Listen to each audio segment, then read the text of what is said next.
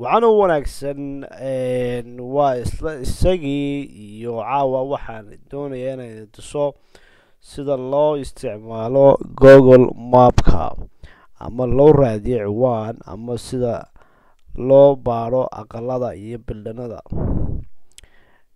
Markaad kow aad browserkaaga aad kiciso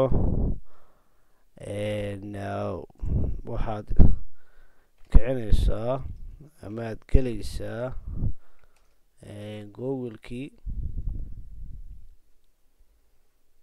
kadib waxaad qoraysaa meeshaad u baahantay. markaa tusaale ahaan waxaanu gelinaynaa moolka soomaalida ee ku yaala Minneapolis la yidhaahdo Caramel.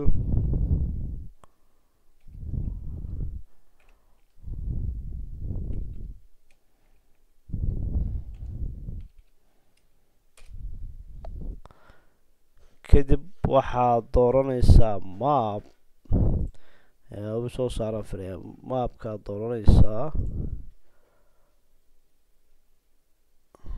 kadib wuxuu ku tusayaa halkaasuu kaa tusaya, halkaasuu ku leeyahay, halkaasay ku taalaa. markaa waxaad dooranaysaa street view, waad arkaysaa halkaa ayaad mooska ku gujinaysaa, kadib wuxuu ku tusayaa gaadhiga googoleka meeshuu maro oo dhan uu soo sawiray ayaa si wanaagsan aad u arkaysaa, sidii inaad dhex socoto ama aad dhex taaganta oo kale.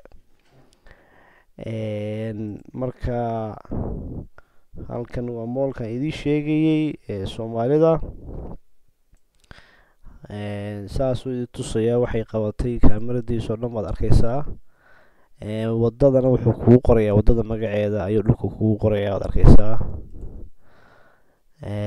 hadaad soo socoto baabuurtii iyo wadooyinkii ayaad si saani aad u arkaysaa. markaas dad Soomaaliya meesha taagan ama wadada dhaafaya ama iyaga kasoo baxay dukaamadii, waad arkaysaa dumar Soomaaliya halkaa maraya. waad arkaysaa odayaal Soomaaliya halkaa taagan.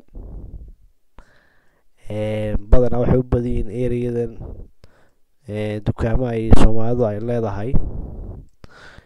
markaa dadkan waxay isugu jiraan dad ka adeeganaya dukaamada iyo dad usoo shaah tegay iyo dad iska yimi oo kale. markaa sidaasaad mooska adigu kolba dhan adigu tegaysaa, kolba meeshaad doonaysa inaad aragto ama aad eegto. waad arkaysaa ilaa halkaa doontood maraysaa.